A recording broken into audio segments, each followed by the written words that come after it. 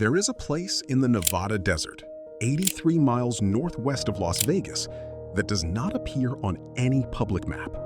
You cannot fly over it. You cannot drive to its gates without triggering an armed response. The airspace above it is permanently restricted. The land around it is monitored by motion sensors, cameras, and armed guards authorized to use lethal force. For decades, the United States government denied it existed.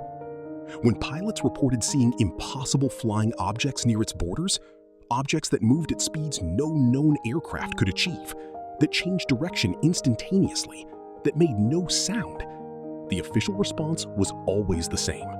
We have no comment. Nothing is there. You saw nothing.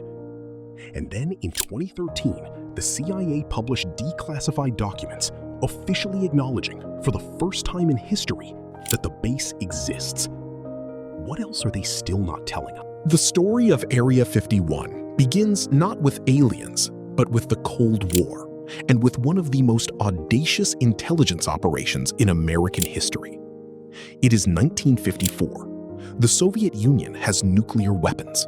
American intelligence has almost no way to find out what the Soviets are building, where they're building it, or how much of it exists.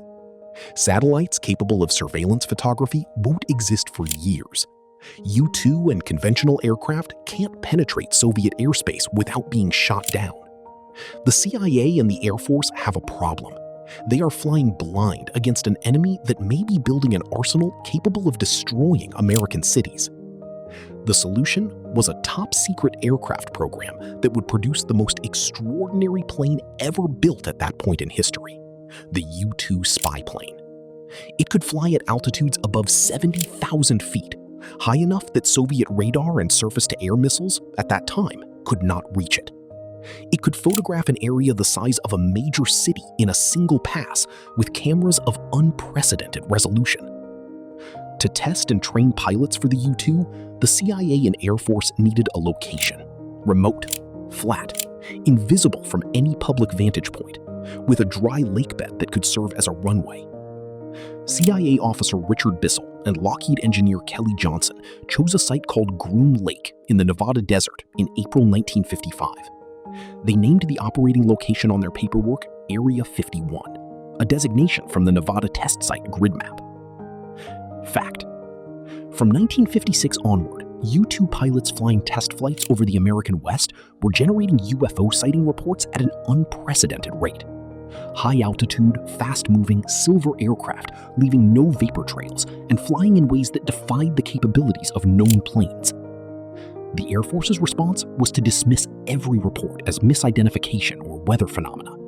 They couldn't explain the U-2 program publicly without revealing its existence. In other words, the United States government actively covered up the existence of secret aircraft by allowing millions of people to believe they had seen alien spacecraft. Because the alternative, admitting what the aircraft actually were, would have been a national security compromise. The U-2 program was followed by others, each more extraordinary than the last. The A-12, developed at Area 51 under the codename Oxcart, was capable of flying at Mach 3.2, more than 3 times the speed of sound, at altitudes above 80,000 feet. No aircraft in any military in the world could match it. When test pilots flew it over civilian areas of Nevada, witnesses described seeing a craft move so fast it appeared to teleport across the sky. The SR-71 Blackbird followed, still the fastest air-breathing aircraft ever built by human beings, with a top speed of approximately Mach 3.5, or about 2,200 miles per hour. It was designed at Area 51, tested at Area 51. The Lockheed engineers who built it called their development division the Skunk Works, a reference to a moonshining factory in the comic strip Little Abner. Because their work was so classified, they operated in essentially total secrecy from the rest of Lockheed. The F-117 Nighthawk, America's first operational stealth aircraft, was tested at Area 51 throughout the 1970s and 1980s.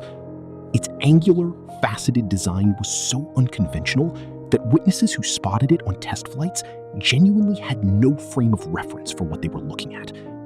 The aircraft was specifically designed to scatter radar waves. It was, in every meaningful sense, invisible to conventional detection. Every time one of these aircraft was spotted, the official story was the same: weather balloon, atmospheric phenomenon, misidentified conventional aircraft. The UFO reports kept accumulating, and the government kept lying about what was generating them. I want to be precise here, because this matters. The government lying about the existence of secret aircraft is confirmed fact. The government lying about alien spacecraft is not. Those are two different claims. And the history of Area 51 is about both being conflated, sometimes accidentally, sometimes deliberately, for over 60 years. In May 1989, everything changed. A man named Bob Lazar appeared on Las Vegas television station KLAS, initially with his face hidden and under the pseudonym Dennis. He claimed to be a physicist who had worked at a classified facility near Area 51 called S4, and that his job had been to reverse engineer alien spacecraft in underground hangars built into the side of a mountain. Lazar described 9 alien craft stored at the facility.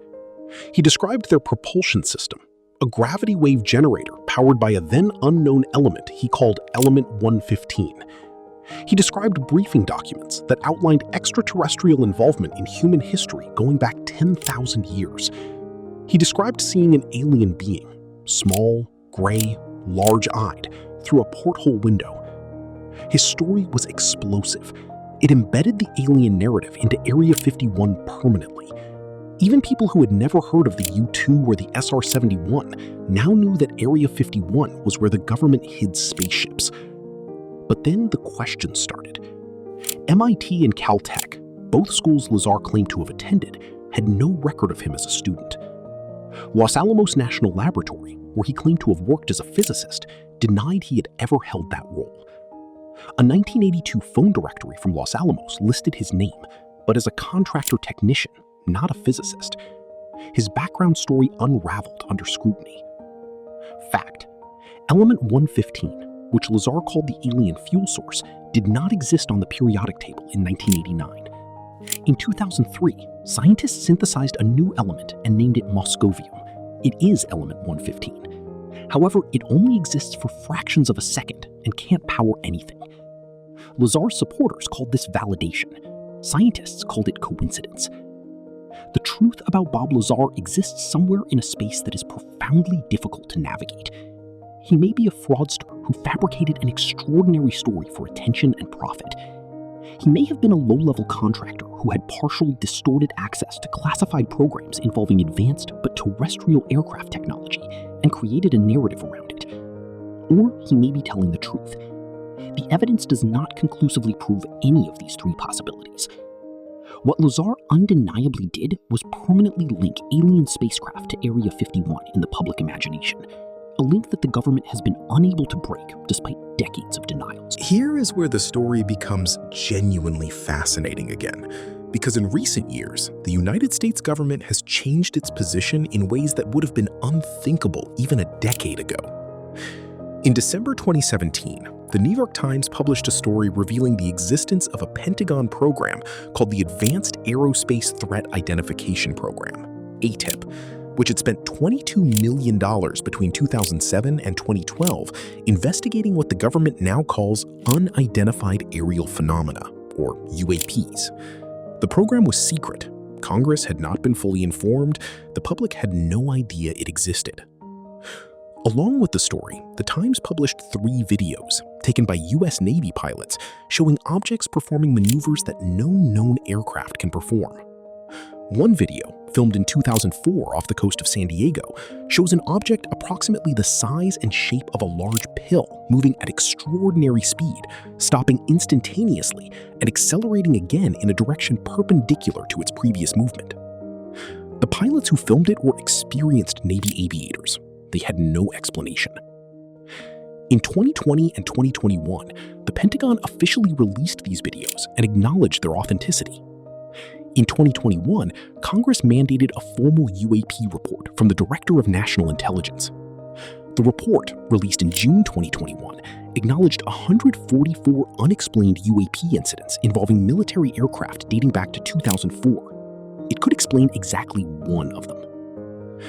Fact: in 2022 and 2023, Congress held formal hearings on UAPs, the first such public hearings in over 50 years. Multiple credentialed witnesses with military and intelligence backgrounds testified that the US government possesses recovered non-human materials and is operating a compartmentalized reverse engineering program. These claims are unverified, but were made under oath. The government's position has shifted, not to yes, we have aliens, but from there is nothing there to we don't know what it is. That is not a small shift. That is an enormous one. Area 51 is real. The secret aircraft programs are real, confirmed, documented, acknowledged.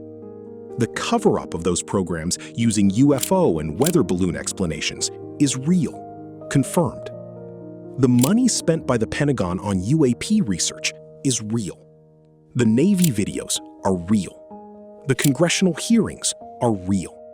The whistleblower testimony is real, though unverified.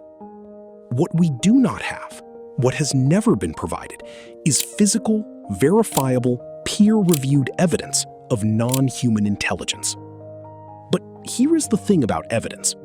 When a government spends 60 years systematically lying about what it is doing in a specific location, when it destroys documents, denies programs, dismisses witnesses, and then, gradually, begins walking back those denials one piece at a time, at what point does the absence of disclosed evidence tell us something, rather than nothing?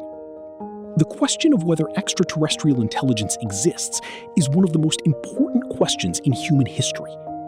The question of whether the United States government would tell its citizens if it knew the answer, based on everything we have covered in this video, that question has a much clearer answer. They kept the U-2 secret for years. They kept MK Ultra secret for decades. They kept the existence of Area 51 itself secret until 2013. The pattern of concealment is not a theory, it is history. What is in that desert? The planes we know about, the technology we can now acknowledge, and possibly, something else that we have not yet been told. If this story makes you want to know more, that is exactly the right reaction. Subscribe, share it with someone who needs to hear it, and stay with this channel because we are just getting started.